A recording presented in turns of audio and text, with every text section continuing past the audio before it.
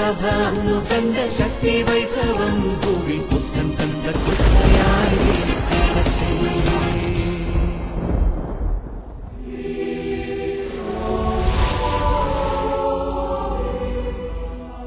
സ്നേഹമുള്ള സഹോദരങ്ങളെ, നമ്മളൊരു പുതുവത്സരത്തിലേക്ക് പ്രവേശിക്കുകയാണ്. പുതുവത്സരത്തിലെ ആദ്യത്തെ മാസത്തിന് കൊടുത്തിരിക്കുന്ന പേര് ജാനുവരി എന്നാണ്. ഈ പേര് ഉത്ഭവിക്കുന്നത് യൗന തത്വചിന്തയിൽ നിന്നാണ്. ജാനുസ് ഒരു വിജാതീയ ദൈവമാണ്.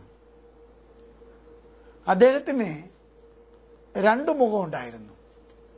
ഒന്ന് മുന്നോട്ട് നോക്കാനും ഒന്ന് പിറകോട്ട് നോക്കാനും. ഈ ദൈവം മുന്നോട്ടും പിറകോട്ടും നോക്കാൻ കഴിവുള്ളവനായിരുന്നു.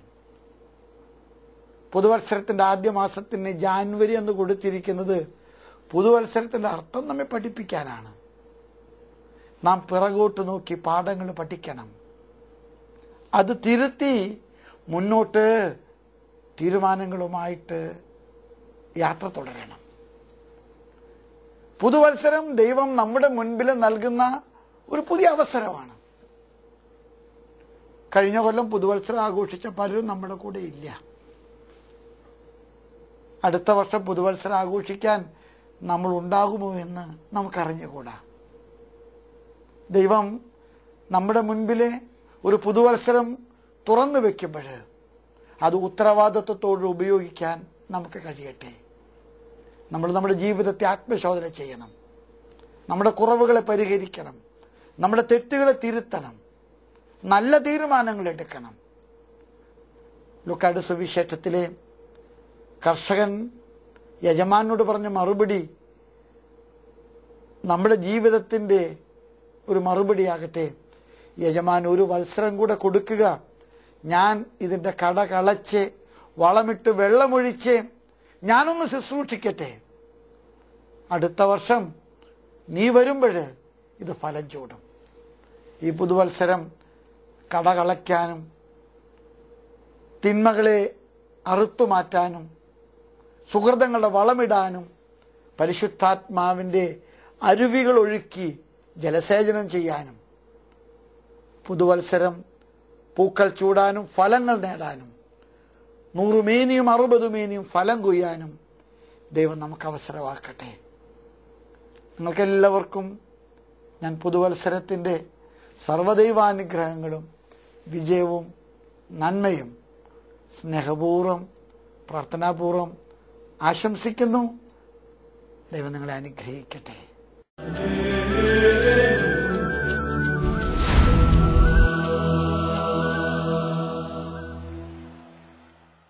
ഹല്ലേലൂയ. കർത്താവിൽ പ്രിയമുള്ളവരെ, ദൈവവചനം സ്വീകരിക്കുവാനായി കടന്നു വന്ന നിങ്ങൾക്കെല്ലാവർക്കും നമ്മുടെ കർത്താവായ യേശുക്രിസ്തുവിന്റെ സ്നേഹവും സമാധാനവും ആശംസിക്കുകയാണ്. 119 സങ്കീർത്തനം 54 വചനത്തിൽ ഇപ്രകാരം ദൈവത്തിന്റെ വചനം പ്രഖ്യാപിക്കുകയാണ്: തീർത്ഥാടകനായ ഞാൻ പാർക്കുന്നിടത്ത് അങ്ങയുടെ പ്രമാണങ്ങളായിരുന്നു എന്റെ ഗാനം. ദൈവഭയമുള്ള ഒരു കുടുംബത്തിന്റെ യഥാർത്ഥ ചിത്രം ഈ വചനത്തിലൂടെ പരിശുദ്ധാത്മ വെളിപ്പെടുത്തുകയാണ്. തീർത്ഥാടകനായ ഞാൻ പാർക്കുന്നിടത്ത് കർത്താവേ അങ്ങയുടെ വചനമായിരുന്നു എന്റെ ഗാനം. ദൈവത്തെ സ്നേഹിക്കുന്ന കുടുംബങ്ങളുടെ ആനന്ദം കർത്താവിന്റെ വചനമാണ്. പരിപൂർണമായും ഈ വചനത്തെ സ്വീകരിച്ചുകൊണ്ട് നമുക്ക് അല്പസമയം കർത്താവിനെ മനം തുറന്ന് സ്തുതിച്ച് മഹത്വപ്പെടുത്താനായിട്ട് ഒരുങ്ങാം. എല്ലാവരും എഴുന്നേറ്റ് നിൽക്കുക. പരസ്പരം ആനന്ദം പങ്കുവെച്ച് കരമടിച്ചു പാടുന്നു. സ്നേഹശൂന്യതകള് അംഗീകരിക്കാൻ കഴിയാത്ത അവസ്ഥകളെല്ലാം യേശുനാമത്തിൽ വിട്ടുമാറട്ടെ. Hallelujah, hallelujah. കരമടിച്ചു പാടുന്നു. കൂടുമ്പോൾ ഇമ്പമുള്ള കുടുംബം, കർത്താവ് നാഥനായ കുടുംബം, ഞങ്ങളുടെ കുടുംബം യേശുവിൻ കുടുംബം, ഞങ്ങളുടെ നാഥൻ യേശുനാഥൻ.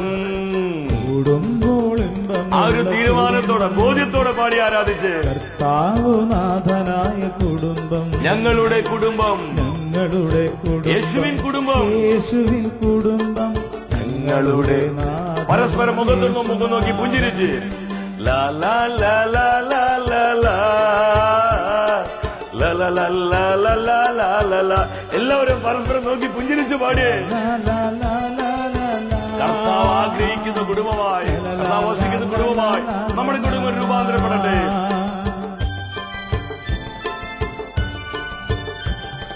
പിണക്കമില്ല, വാശിയുമില്ല, ക്ഷമ ഞങ്ങൾ തൻ വിജയമന്ത്രം. പിണക്കമില്ല, കർത്താവിന്റെ അഭിഷേകം നമ്മുടെ കുടുംബങ്ങളിലേക്ക് പകരണമേ. ഞങ്ങൾ തൻ വിജയമന്ത്രം. കൂടുമ്പോൾ ഇമ്പമുള്ള കുടുംബം, കർത്താവ് നാഥനായ കുടുംബം, ഞങ്ങളുടെ യേശുവിൻ കുടുംബം, യേശുവിൻ കുടുംബം, പരസ്പരം ആനന്ദിച്ച അഭിഷേകത്തോടെ എല്ലാവരും ലാ ലാ ലാ ലാ ലാ ലാ ലാ ലാ ലാ ലാ ലാ ലാ ലാ ലാ. ആത്മാവിൽ തുള്ളിച്ചാടി പാടിയേ. കരങ്ങൾ നീട്ടി അനുഗ്രഹിക്കണമേ, അഭിഷേകം ചെയ്യണമേ. യേശുവേ, യേശുവേ, ഇരു കരങ്ങളും കർത്താവിന്റെ സാന്നിധ്യത്തിന് മുൻപിലേക്ക് ഉയർത്തു മക്കളെ. യേശു പകരുന്ന അഭിഷേകം സ്വീകരിച്ചുകൊണ്ട് പ്രാർത്ഥിക്കേ. നസ്രസിലെ തിരുകുടുംബം പോലെ സ്നേഹത്തിന്റെ, കൃപയുടെ, വിശുദ്ധിയുടെ, പ്രാർത്ഥനയുടെ, പരസ്പരം പങ്കുവെക്കലിന്റെ അനുഗ്രഹീത ഭവനങ്ങളായി നമ്മുടെ ഭവനങ്ങൾ രൂപാന്തരപ്പെടുവാൻ യേശുവിനെ വിളിച്ചു പ്രാർത്ഥിക്കുന്നു. യേശുവേ, വരണമേ, വരണമേ, ഞങ്ങളുടെ കുടുംബത്തിലേക്ക് വരണമേ. ഞങ്ങളുടെ കുടുംബം നേരിടുന്ന തകർച്ചകളിലേക്ക് വരണമേ. ഞങ്ങളുടെ കുടുംബത്തിലുള്ള എല്ലാ അശുദ്ധികളിലേക്ക് വരണമേ. ഞങ്ങളുടെ കുടുംബത്തിന്റെ എല്ലാ പ്രതിസന്ധികളിലേക്ക് വരണമേ. യേശുവേ, വരണമേ. ഹല്ലേലൂയ, ഹല്ലേലൂയ, ഹല്ലേലൂയ. പരസ്പരം സ്നേഹിക്കാനുള്ള കൃപ നൽകണമേ. പരസ്പരം ക്ഷമിക്കാനുള്ള കൃപ നൽകണമേ. പരസ്പരം വിട്ടുവീഴ്ചയ്ക്ക് തയ്യാറാകാനുള്ള കൃപ നൽകണമേ. പരസ്പരം പ്രോത്സാഹിക്കാനുള്ള കൃപ തരണമേ. തകർന്ന കുടുംബ ബന്ധങ്ങൾ യേശു നാമത്തിൽ പുനഃസ്ഥാപിക്കപ്പെടട്ടെ. ഡൈവോഴ്സിന് വേണ്ടി ചിന്തിക്കുന്ന, ആഗ്രഹിക്കുന്ന ദമ്പതികൾ യേശുവിന്റെ നാമത്തിൽ ഒരുമിച്ച് ചേർക്കപ്പെടട്ടെ. എല്ലാ പൈശാചികമായ സ്വാധീനങ്ങളിൽ നിന്ന്, പാപത്തിന്റെ അടിമത്വത്തിൽ നിന്ന് ഓരോ കുടുംബങ്ങളെയും വിശദീകരിച്ച് അനുഗ്രഹിക്കണമേ. കർത്താവിന്റെ മഹത്വമേ, ഞങ്ങളെ വന്ന് മൂടുക. കർത്താവിന്റെ മഹത്വമേ, ഞങ്ങളുടെ കുടുംബങ്ങളെ പൊതിയുക.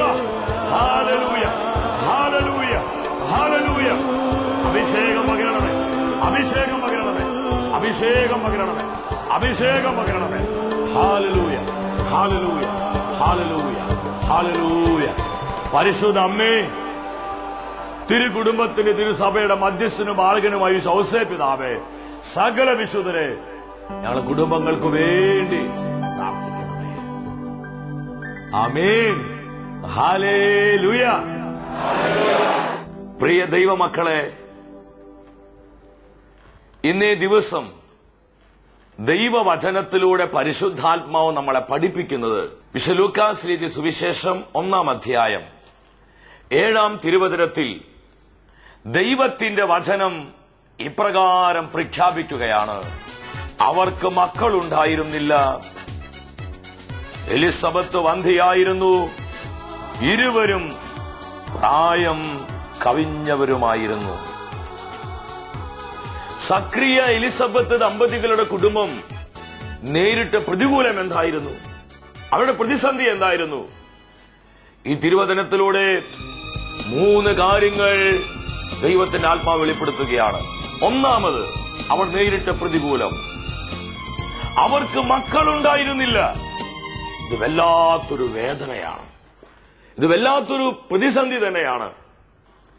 മക്കളില്ലാത്തതിന്റെ വേദന മക്കളില്ലാതെ ആകുമ്പോഴാണ് നമുക്ക് അനുഭവിക്കാൻ കഴിയുന്നത്. കുറച്ച് നാളുകൾക്ക് മുൻപ് ഒരു സഹോദരി വന്നിട്ട് എന്നോട് പറഞ്ഞു, വിവാഹം കഴിഞ്ഞിട്ടും 17 വർഷമായി അവർക്ക് മക്കളില്ല. ആ ദമ്പതികൾ വളരെ വേദനയോടുകൂടി അവർ അനുഭവിക്കുന്ന ദുഃഖം പങ്കുവെക്കുകയായിരുന്നു. പലപ്പോഴും മക്കളില്ലാത്തതിന്റെ പേരിൽ സ്വന്തം ബന്ധുമിത്രങ്ങൾ മാറ്റി നിർത്തുന്നു. കുടുംബത്തിൽ പ്രത്യേകമായ ആവശ്യങ്ങൾ വരുമ്പോൾ ഇവരെ മനഃപൂർവ്വം അവഗണിക്കുന്നു. അതിന്റെ കാരണം അവർക്ക് മക്കളില്ലാത്തതാണ്. വചനം പറയുന്ന അവർക്ക് മക്കളുണ്ടായിരുന്നു. രണ്ടാമത് ആ കുടുംബം നേരിട്ട പ്രതിസന്ധി എന്താണ്? എലിസബത്ത് വന്ധ്യയായിരുന്നു. മാനുഷികമായി പറഞ്ഞാൽ കുഞ്ഞുങ്ങളുണ്ടാവാനുള്ള യാതൊരു സാധ്യത എലിസബത്തിനില്ല. കാരണം എലിസബത്തിന്റെ ഉദരം വന്ധ്യമാണ്. ആ കാലഘട്ടത്തിൽ മക്കളില്ലാത്തവർ എന്ന് പറഞ്ഞാൽ യഹൂദ സംസ്കാരത്തിൽ ശപിക്കപ്പെട്ടവരെന്നാണ് അർത്ഥം. സമൂഹം ഇവരെ വളരെ നിന്ദയോടെ വീക്ഷിച്ചു.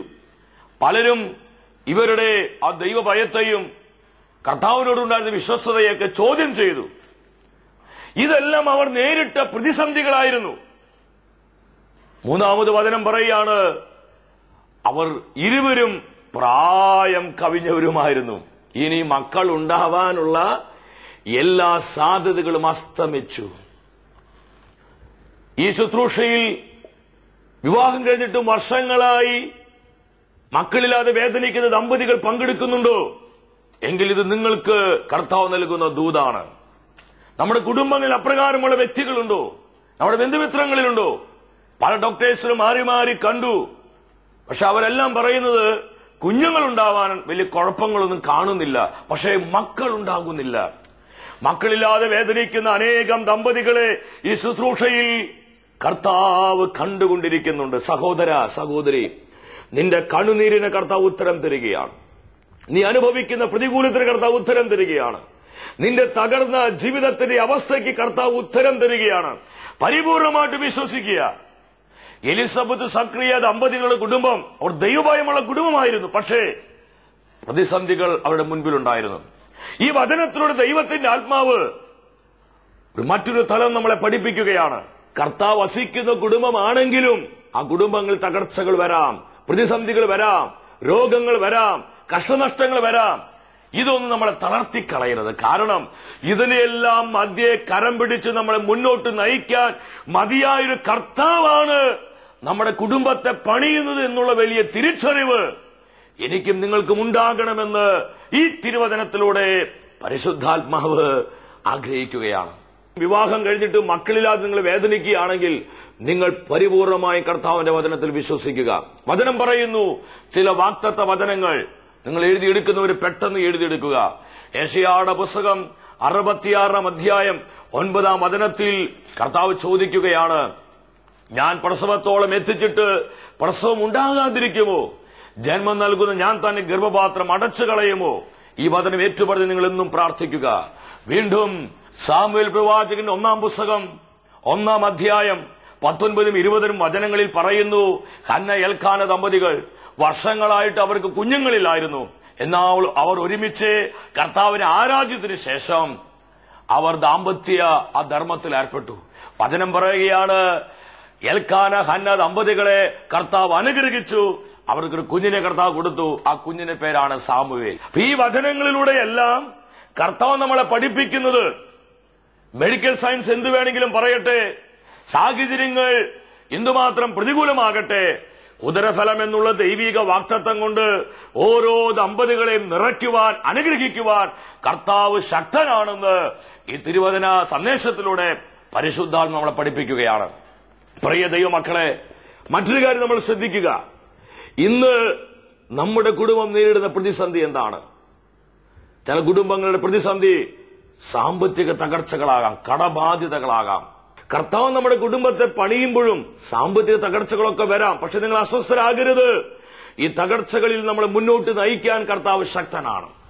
ചില കുടുംബങ്ങൾ നേരിടുന്ന പ്രതികൂലം വിട്ടുമാറാത്ത രോഗങ്ങളായിരിക്കാം. വർഷങ്ങളായി മെഡിസിൻ എടുത്തിട്ടും വിട്ടുമാറാത്ത രോഗങ്ങളുമായി വേദനിക്കുന്ന പല കുടുംബങ്ങളെ ഈ ശുശ്രൂഷയിൽ കർത്താവ് കാണുന്നുണ്ട്. വേറെ ചിലരുടെ പ്രശ്നം കുടുംബ കലഹമായിരിക്കാം. നമ്മുടെ കുടുംബം നേരിടുന്ന പ്രതികൂലം എന്തുമാവട്ടെ, കർത്താവിന്റെ വാഗ്ദാനങ്ങളിൽ പരിപൂർണമായിട്ട് വിശ്വസിക്കുക. നമ്മുടെ കുടുംബങ്ങളെ കർത്താവാണോ പണിയുന്നത് എങ്കിൽ നമ്മുടെ കുടുംബങ്ങളെ കൃത്യതയോടെ നയിക്കുവാൻ, ലക്ഷ്യസ്ഥാനത്ത് എത്തിക്കുവാൻ നമ്മുടെ കുടുംബങ്ങളെ കുറിച്ച് കർത്താവ് എന്താണ് ആഗ്രഹിക്കുന്നത് അതാ കുടുംബത്തിൽ സംഭവിക്കുവാൻ കർത്താവ് മതിയായവനാണ്. ഒരിക്കൽ ഞാൻ ഓർക്കുകയാണ്, ഒരു ബൈബിൾ കൺവെൻഷന് വേണ്ടി പോയപ്പോൾ, ആ കൺവെൻഷൻ കഴിഞ്ഞപ്പോൾ ഒരു കുടുംബം പ്രാർത്ഥിക്കാനായിട്ട് വന്നു. മത്തച്ഛൻ എന്നാണ് ആ സഹോദരന്റെ പേര്. അദ്ദേഹത്തിന്റെ ഭാര്യയുടെ പേര് ആനിയമ എന്നാണ്. 3 ആൺമക്കളെ കർത്താവ് അവർക്ക് നൽകിയിട്ടുണ്ട്. ഞാൻ ഈ മത്തച്ചേട്ടനോട് ചോദിച്ചു, ചേട്ടായി 3 ആൺപിള്ളേരുണ്ടല്ലോ, ഇവരുടെ പേരെന്താ? ആ കുഞ്ഞുങ്ങളെ പേര് തന്നെ എന്നെ വല്ലാതെ സന്തോഷിപ്പിച്ചു. അദ്ദേഹം പറഞ്ഞു, ഇത് മൂത്ത മകനാണ്, ഇവന്റെ പേരാണ് അബ്രഹാം. ഞാൻ പറഞ്ഞു, കൊള്ളാം, വളരെ നന്നായിരിക്കുന്നു. അദ്ദേഹം വീണ്ടും പറഞ്ഞു, ഇത് 2ാമത്തെ കുഞ്ഞ്, ഇവന്റെ പേരാണ് ഇസഹാക്ക്. എനിക്ക് വീണ്ടും ഒത്തിരി സന്തോഷം തോന്നി. ഞാൻ പറഞ്ഞു, വളരെ നന്നായിരിക്കുന്നു. വീണ്ടും അദ്ദേഹം പറഞ്ഞു, ഇത് 3ാമത്തെ കുഞ്ഞ്, ഇവന്റെ പേരാണ് യാക്കോബ്. നമ്മുടെ പൂർവ്വപിതാക്കന്മാരുടെ ആ പേരുകളും 3 ആമ്പിളാർക്ക് ഇട്ടിരിക്കുക. എന്നാൽ ഇവരുടെ വിഷയം 3.5 കോടി കടബാധ്യതയാണ് ഇവർക്കുള്ളത്. വളരെയധികം സാമ്പത്തികമായ ബാധ്യത അനുഭവിക്കുന്ന കുടുംബമായിരുന്നു. പ്രിയമുള്ളവരെ, എന്നാൽ ഈ മത്തത്തിൽ എന്ന് പറയുന്ന ആ കുടുംബനാഥൻ എന്നോട് പങ്കുവെച്ചതാണ്, സഹോദര, ഞങ്ങൾക്ക് 3.5 കോടി രൂപയുടെ കടബാധ്യതയുണ്ട്. എങ്കിലും ഞങ്ങൾ നിരാശിതരല്ല, ഞങ്ങൾ അസ്വസ്ഥരല്ല. കാരണം ഞങ്ങൾക്കറിയാം ഞങ്ങളുടെ കർത്താവ് അത്ഭുതങ്ങൾ ചെയ്യുന്നവനാണെന്ന്. ജെറമിയ പ്രവാചകന്റെ പുസ്തകം 32-ാം അധ്യായം 27-ാം വചനത്തിൽ കർത്താവ് നമ്മോട് ചോദിക്കുന്നുണ്ട്. ഇനി ചോദ്യം നമ്മോട് ഓരോരുത്തരോടുമാണ് കർത്താവ് ചോദിക്കുന്നത്. എന്താ ചോദിക്കുന്നത്? എനിക്ക് അസാധ്യമായി എന്തെങ്കിലും ഉണ്ടോ? ഞാൻ സകല മർത്യരുടെയും ദൈവമല്ലേ?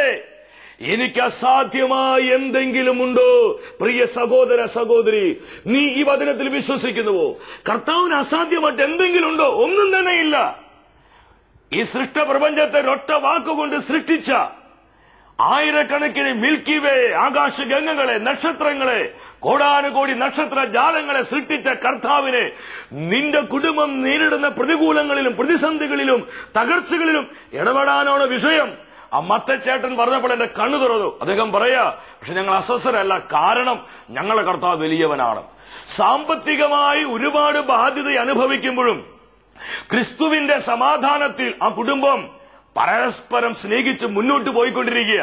വിശുദ്ധ ലൂക്കാസ് എഴുതിയ സുവിശേഷം 1-ാം അധ്യായം 37-ാം വചനത്തിൽ വചനം വെളിപ്പെടുത്തുകയാണ്, ദൈവത്തിനൊന്നും അസാധ്യമല്ല. പ്രതികൂലങ്ങളിൽ പ്രതിസന്ധികളിൽ ഭാരപ്പെടുന്ന ഒരു കുടുംബമാണോ സഹോദര സഹോദരി നിന്റെ കുടുംബം? ഈ വചനത്തെ മുറുകെ പിടിക്കുക. നമ്മുടെ ആത്മീയ കൂട്ടായ്മയിൽ നമ്മുടെ ഔട്ട്റീച്ച് ശുശ്രൂഷകളൊക്കെ, പുറമെയുള്ള ശുശ്രൂഷകളൊക്കെ കോർഡിനേറ്റ് ചെയ്യുന്ന കർത്താവിന്റെ പ്രിയപ്പെട്ട ദാസൻ സഹോദരൻ വിൻസെന്റ്, അദ്ദേഹത്തിന് 3 പെൺമക്കളാണ്. അദ്ദേഹത്തിന്റെ ഭാര്യ ലിസി ചേച്ചി, ഇവർ കുടുംബമായി കർത്താവിനെ ആരാധിച്ച് ദൈവരാജ്യത്തിന്റെ ശുശ്രൂഷ ചെയ്ത് അവർ ഇന്ന് വളരെ ആനന്ദത്തോടെ മുന്നോട്ട് പോയിക്കൊണ്ടിരിക്കുക. കൂട്ടായ്മയിലെ ഒരു അംഗം എന്ന നിലയിൽ പറയുന്നതല്ല. കർത്താവിന് മഹത്വം ഉണ്ടാകട്ടെ. ഞാൻ അദ്ദേഹത്തെ പലപ്പോഴും ശ്രദ്ധിച്ചപ്പോൾ കണ്ടൊരു കാര്യം, 1 സെന്റ് സ്ഥലം പോലും അദ്ദേഹത്തിന് സ്വന്തമായിട്ടില്ല. വീട് പോട്ടെ, സ്വന്തം ഒരു ഭവനമില്ല. 1 സെന്റ് സ്ഥലം പോലും സ്വന്തമായിട്ടില്ല. 3 പെൺകുട്ടികളാണ്. എന്നാൽ കർത്താവിൽ ആനന്ദിച്ച് തന്റെ ഇല്ലായ്മകളെ ഓർത്ത് വലിയ പരാതിയൊന്നും ഇല്ലാതെ കർത്താവിന്റെ വാക്കുകളിൽ വിശ്വസിച്ച് ആ കുടുംബം മുന്നോട്ട് പോയിക്കൊണ്ടിരിക്കുക. ഈ 3 പെൺകുട്ടികളുടെ പ്രത്യേകത, അവർ നല്ല മിടുക്കി കുട്ടികളാണ്. നന്നായി പഠിക്കും, നന്നായി പ്രാർത്ഥിക്കും, വിശുദ്ധിയോടെ അവർ ആ കുഞ്ഞുങ്ങൾ ജീവിക്കുക. എനിക്ക് ഉറപ്പുണ്ട് ആ കുഞ്ഞുങ്ങൾ സഭയ്ക്ക് സമൂഹത്തിന് ഒരു അനുഗ്രഹമായിട്ട് മാറുമെന്ന്. തന്റെ ഈ ഇല്ലായ്മകളിലും സ്വന്തമായി 1 സെന്റ് സ്ഥലം പോലും ഇല്ലാതെ അദ്ദേഹം ദൈവരാജ്യത്തിന് ശുശ്രൂഷ ചെയ്ത് നടക്കുമ്പോൾ അനേകർ അദ്ദേഹത്തോട് ചോദിച്ചിട്ടുണ്ട്, നീ എന്ത് കണ്ടെങ്കിലും നടക്കണേ? 3 പെൺപിള്ളേരല്ലേ, അവരുടെ ഭാവി നോക്കണ്ടേ? അവർക്കൊരു ജീവിതം വേണ്ടേ? നീ എന്തെങ്കിലും വേറെ കാര്യങ്ങൾ ചെയ്ത് ജീവിക്കാൻ പറഞ്ഞ് പലരും അദ്ദേഹത്തെ ഉപദേശിച്ചിട്ടുണ്ട്. പക്ഷെ അദ്ദേഹത്തിന് നല്ല ഉറപ്പാണ്, കർത്താവിനെ അന്വേഷിക്കുന്നവർക്ക് ഒന്നിനും കുറവുണ്ടാവുകയില്ല. സിംഹക്കുട്ടികൾ ഇരക്കെട്ടാതെ വിശന്ന് വലഞ്ഞാലും കർത്താവിനെ അന്വേഷിക്കുന്ന, കർത്താവിനെ സ്നേഹിക്കുന്ന കുടുംബങ്ങളെ കർത്താവ് പരിപാലിക്കും. ഞാൻ വിശ്വസിക്കുന്നു ആ കുടുംബത്തെ കർത്താവ് അനുഗ്രഹിക്കും. അവർക്ക് ആവശ്യമായിട്ടുള്ളതെല്ലാം നൽകി കർത്താവ് അവരെ വളർത്തും. ദൈവത്തിന്റെ സമയത്ത് ദൈവം പ്രവർത്തിക്കും. മക്കളെ, പ്രതികൂലങ്ങളെ കണ്ട് നിങ്ങൾ ആരും അസ്വസ്ഥരാകരുത്. നമുക്ക് വീണ്ടും സക്രിയ എലിസബത്ത് ദമ്പതികളുടെ കുടുംബത്തിലോട്ട് വരാം. എന്താ ഉണ്ടായേ? ഈ പ്രതിസന്ധികളെല്ലാം ഉണ്ടായെങ്കിലും അവർ വിശ്വസ്തയോടെ കർത്താവിന് വേണ്ടി നിന്നു. ഈ പ്രതികൂലങ്ങളിലും അവർ പൂർണ്ണമായും കർത്താവിനെ ആശ്രയിച്ചു. അവർ പരാതി പറഞ്ഞില്ല, പിറുപിറുത്തില്ല. ഞാനൊരു കാര്യം ആത്മാവിൽ വിളിച്ചു പറയട്ടെ മക്കളെ, പ്രതികൂലങ്ങളിലൂടെ കടന്നു പോകുമ്പോഴാണ് നമ്മൾ യഥാർത്ഥത്തിൽ ആരാണെന്ന് വെളിപ്പെടുന്നത്. നമ്മുടെ കുടുംബത്തിലേക്ക് പകരപ്പെട്ടിരിക്കുന്ന, നമ്മുടെ ജീവിതത്തിലേക്ക് നൽകപ്പെട്ടിരിക്കുന്ന അഭിഷേകത്തിന്റെ ശക്തി, നമ്മുടെ സമർപ്പണത്തിന്റെ ശക്തി, നമുക്ക് കർത്താവിനോടുള്ള സ്നേഹത്തിന്റെ യഥാർത്ഥമായ ആഴം മനസ്സിലാകുന്നത് നമ്മൾ പ്രതികൂലങ്ങളിലൂടെ, പ്രതിസന്ധികളിലൂടെ കടന്നു പോകുമ്പോഴാ. ഇവർ വിശ്വസ്തയോടെ കർത്താവിന് വേണ്ടി നിന്നു. എന്താ ഉണ്ടായേ? വിശുദ്ധ ലൂക്കായുടെ സുവിശേഷം 1-ാം അധ്യായം 25-ാം വചനത്തിൽ അവിടെ നമ്മുടെ എലിസബത്ത്, നമ്മുടെ വല്യമ്മച്ചി കർത്താവിൽ ആനന്ദിച്ചുകൊണ്ട് വല്യമ്മച്ചി എന്താ പറഞ്ഞതറിയോ? കർത്താവ് എന്നെ കടാക്ഷിച്ച്, എന്നെ അനുഗ്രഹിച്ച് മനുഷ്യരുടെ മുൻപിലുള്ള എന്റെ അപമാനത്തെ നീക്കി തന്നിരിക്കുന്നു. നമുക്കൊക്കെ അറിയാം, നമ്മുടെ കർത്താവായ യേശു ക്രിസ്തുവിന്റെ വരവിന് മുന്നോടിയായി ലോകത്തൊരുക്കുവാൻ സ്വർഗം അയച്ച പ്രവാചകനെ ജന്മം കൊടുത്ത കുടുംബമായി, ജന്മം കൊടുത്ത മാതാപിതാക്കളായി കർത്താവ് ഈ ദമ്പതികളെ അത്യധികമായി ഉയർത്തുകയാണ്. സഹോദര സഹോദരി, പ്രതികൂലങ്ങളിലും പ്രതീക്ഷ കൈവിടാതെ, പ്രത്യാശ നഷ്ടപ്പെടുത്താതെ കർത്താവിനെ മുറുകെ പിടിക്കാൻ പറ്റൂ, കർത്താവിനെ ആശ്രയിക്കാൻ പറ്റൂ. അത്ഭുതങ്ങളെ പൊട്ടിത്തെറിക്കാണാം. നമ്മുടെ ജീവിതങ്ങളെ, കുടുംബങ്ങളെ പൂർണ്ണമായും കർത്താവിന് സമർപ്പിക്കുക. നിങ്ങളുടെ വ്യക്തിപരമായ നിയോഗങ്ങളെയും നിങ്ങളുടെ കുടുംബത്തിന്റെ സമസ്ത ആവശ്യങ്ങളെയും കർത്താവ് സമൃദ്ധമായി അനുഗ്രഹിക്കട്ടെ.